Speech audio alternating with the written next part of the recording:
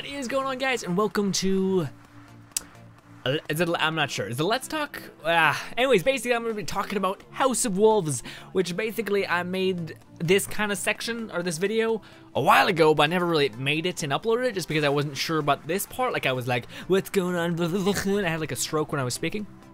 Also, you're like, why the fuck are you all fancy and dressed up? I just had my grad, I just graduated. Pretty horrifying, but also neat at the same time. But anyways, I want to talk about House of Wolves because, and I realize I'm really late to the game, considering I didn't, you know, you know, it happened like 4 days ago. Anyways, nevertheless, I just want to talk about it, what happened on Wednesday, so... Basically, I'm not sure what's in the background, probably something Destiny related. Anyways, so one of the things that was crazy that actually happened is Bungie, first of all, is amazing in terms of how they're handling releasing the DLC, like showcasing it, getting people excited for it, is amazing because instead of doing what almost all the companies do nowadays, which is hire a bunch of video game journalists, which basically they just send some person, well, in my experience, basically they just send some person that doesn't really know the game. They play it for about 10 minutes or like half an hour, and then judge the game and talk about it. Which I feel like there's a few game journalists that do it justice and, like, you know, genuinely like the game or whatever. But that's always annoyed me because it's the people that enjoy the game and those types of games who should review it. And even sometimes game journalists don't send the people that physically enjoy those games, and then they end up ripping it apart. Just like Destiny got like a ton of bad reviews when it first came out, and now it has good reviews, is because of that fact. I feel like they sent people that didn't give a shit about the game itself, or like those types of games, or what that game would be, so no one liked it. But now Destiny is like a really good success, you know, outside of the reviews, which is funny. But anyways, so basically instead of sending a bunch of people that don't really know a lot about the game and have not really given anything to you, they decided to get people in their community, people that have dedicated like an entire channel to just that game, and just, like, you know, giving people news, information, which is basically news, funny commentary, basically just keeping the game alive and hooked, people hooked on that game. They took all these people that did all these things and they flew them out, and they're like letting everyone test the game. By test the game, I mean play the game and get footage of it, to get people excited. And also on Twitch, they're getting all these Destiny Twitch streamers that I watch the shit out of, so I'm like, oh my god, they're there. That's amazing. That big game company just grabbed one of the people that I watch and does that. So far I've seen every single person that I watch on Twitch is on there. King Gothalion, actually, scratch that. The one dude who they just, on Wednesday, who did the Iron Banner type of thing, I didn't actually know that person that well, but the next week after that is Professor Broman, which is amazing, great Twitch streamer, pretty good YouTube maker as well. I can't wait. But so yeah, basically I'm just in love with the idea that Bungie is taking people from their community, people that like the game, understand the game, are good at the game, and can explain the game sometimes even better than the designers themselves, and the reason, and also explain why the gamer or the consumer would like the videos. So that's why I'm like so jazzed about the way they're doing it. I really hope other game companies take notes, because right now House of Wolves is on like an all-time like awesome hype train for me, which is really hard for me to get on because I'm not really sure, but I trust these people that play these games. I trust them to tell me the real thing, and I trust them to be honest. And like the first week when the Rift was announced, King Gothalion asked all the freaking kind of hard questions I don't think any game journalist would even touch, and he did it in a way that was lighthearted and also, you know, not aggressive. You know, he asked these questions, and of course, you know, they stumbled upon it and they answered it how, you know, you should answer, which is straightforward. This is why this is not happening. This is why we're doing this. It's etc. Like I think he brought up why are there no raids, or if for people that are mad about the raids, why should they not be? And then they answered straight up like, well, we've kind of been neglecting the other side of the spectrum, and this is also a different type of experience in general. So that's what Bungie said, I think, something along the lines of that. So I just love the way Bungie is handling this, and I really hope, like I said, other game designers see this and are like, hey, that worked really fucking well. Let's do that. So anyways, let's recap what happened over the coming weeks. So basically a couple weeks ago, we got a look at the Rift, which is the new social space, which looks amazing, really colorful, really colorful, a different type of environment opposed to the thing, the Traveler, the little place on Earth that we have, our social hub, or normal social hub we have now. Looked way cooler, a lot more saturated, more life-filled kind of thing. which is kind of gonna be funny to see how that environment changes, because like, you know, you can jump in the tower. That's it, the tower. That's what it's called. The tower, and it could be like nighttime to daytime, and you know, the lighting is different. I'm wondering how it will be for the Rift, if that will also change. Like, you know, you'll see like a, I don't know, a sun explode. I don't know, something to change the environment or lighting, which I think would be really cool. So anyways, that's what happened last week. A nice showcase for the Rift, and also a lot of good questions were asked. You know, a lot of things that people were asking, the community was asking, got answered directly from Deej, which is the head community manager. With that, all that being said, what happened on Wednesday? So now, to be honest, guys, I am not a Crucible guy. I do not enjoy that aspect of the game. I just like basically playing in my own world. I don't like having anyone. Not even to say that. I'm basically a PvE player. So I cannot wait to see Professor Broman's thing next week. Or next week, is it? I think it's next week. I cannot wait to see that, because that's my realm. It's basically the Guardian of Elders, which is just a shoot everything to utter shit kind of game mode, which I cannot wait to play. But anyways, back to what happened on Wednesday.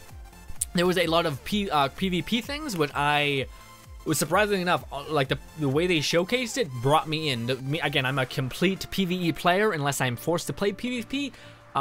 So for them to pull me in, which is a PvE player, then that's really good. So I did, and they were showcasing the armor, which looked so unbelievably cool, and they were showcasing the weapons, which were not like brand new weapons completely. They were, I'm not sure if you watch any like Fallout mods, you'll see, I think it's a term called NIF scope weapons or something like that. Basically, it's where they take assets from the game and they mix and mash it and make different weapons out of the combinations of already used weapons. So that's what they did. Looks like they took the certain scopes and smacked it on like an assault rifle, certain pieces, like, you know, using already assets that are already in the game, using those, but to create something amazing, like a brand new weapon, which is kind of used from the old materials, but it's still kind of new, and that's awesome. And then they're like, you know, they look golden and all kind of stuff. It's basically like the Iron Banner, but for real ass people that like really want to go hard into that shit. So I'm really wondering what they're gonna do with the Iron Banner, considering that this mode is pretty much like the Iron Banner, but kicked up a notch, so it's kind of going to be interesting to see. Okay, well, I guess the Iron Banner is just a, like a team deathmatch type of thing, I think. I haven't really played it, so I can't really tell you. So first of all, let me explain how it works. So basically, you're given a card by this one guy. He looks like an awesome warlock wizard person. He's surrounded by candles. It makes no sense how they're still lit, but fuck it. Destiny. Anyways, so he gives you this card that has like a bunch of dots on top, and then it has 3 dots on the bottom. The 3 dots on the bottom are red, so you can guess what those are. Those are the amount of times you can lose. Now, the top dots are all gold, and those are the amount you can survive, which there's like roughly, I think, 7 dots. And each game, I think, has like 5 waves. So like if you win 1, so you have to win 5 rounds basically. Or, you know, you don't have to win 5 rounds. Like, you can win 2, they could win 2, and you can win 3, and you'd win, yeah, win, basically. You have to win, and then you get a little tick on your card, like a little check mark. And you need quite a bit of check marks to actually purchase certain things from the guy who gave you the card. And yeah, that's how you unlock amazing things. But also, if you die, if you do lose 3 times, you will lose the card itself. Will become like a stupid wasted card. So the cool thing about this is that you are not done. You're not out of the count. You basically just have to try again. You take the card, you hand it back to the one dude, he gives you a new card, and you have to start all over again. But I like it so because it doesn't gridlock you. It doesn't just like throw you out of the game, you're done. It basically is like, good try again, right from the top. Let's go. It's kind of like a music crew. Like, hey, take it from the top, people. Oh man, clapping is a bad idea. Anyways, so yeah, that's just amazing to me that they, like, you know, it's not just like you're out of the game completely. But the other thing that I think is really awesome is the fact that you can play the game but still obtain something from it. So basically, in a nutshell, you can play the game, and throughout you playing the game, you will actually still be able to obtain amazing loot. So for the people that do win, and people who are able to like fucking get gold, they will get access to a gold variation of an armor set piece thing. I think it's called the Gates. The Something of Osiris is what that event is called that was released on Wednesday. I'm not sure what exactly it's called, but anyways, what it basically was is if you play the game, you will still be able to obtain gear on the side, but it will not be the gold tier variant. Not to say that it's any weaker, it's just more if you're able to get the gold tier variant, you're able to basically say, guess what, bitch, I'm a king. Like, you know, you have your marks of glory, which is kind of cool. But in the same sense, I kind of like the not fully golden one. It's like there's this other type that's all like black and like kind of dark-esque, and I'm like, oh, that looks sick. I'd rather have that shit than that gold shit. Who wears gold, you pretentious asshole? No, I like that. That shit looks amazing. He's like all dark and looks like a shadow. Oh, cool. I like it. So, god damn it, stop. My hands like to move, and I have to rethink and be like, hands, fuck off. Go down, shut up. So then I end up clapping, and it ends up just being awful. Oh no, hopefully I wasn't making rocking noises. Anyways, so yeah, that's pretty much it. That's all those stuff they released. That's how that event is going to work, and I cannot wait. Will I play it? I'm not positive about that. Like I said, I'm not really a PvE player.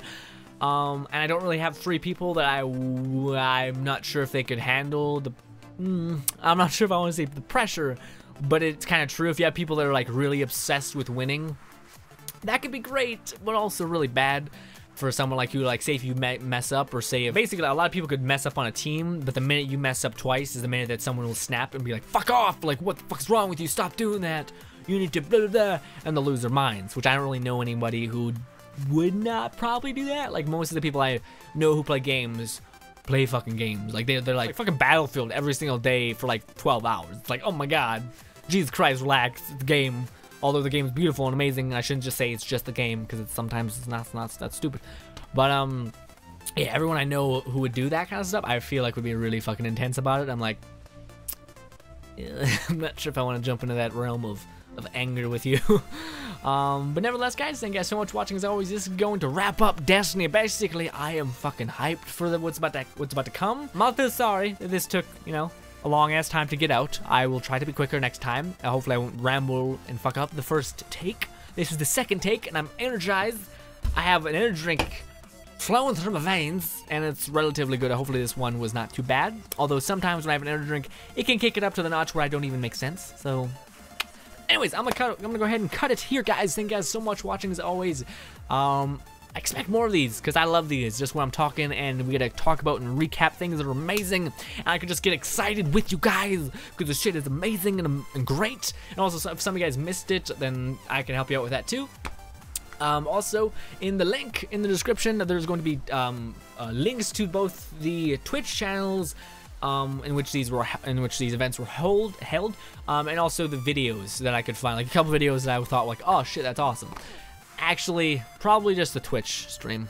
Yeah, I feel like just the Twitch stream was good enough, because some of the other videos where, like, you know, other people got access to the Trials of Osiris. That's what it's called. That's what it's called. It's always when my guard's down where I remember shit. Anyways, so there's also some videos where people uploaded about their gameplays, but some of them are pretty, you know, like some of them are made by game journalists that don't really play Destiny, and ergo you see people just monkey stomp them, and of course those people never record. So it's like, oh god. Or if they do, they're not allowed to release it yet. But anyways, guys, thank you guys so much for watching. As always, this has been let's talk about Destiny. Probably let's do that. But anyways, guys, nevertheless, guys, thank you guys so much for watching, as always, and bye, guys.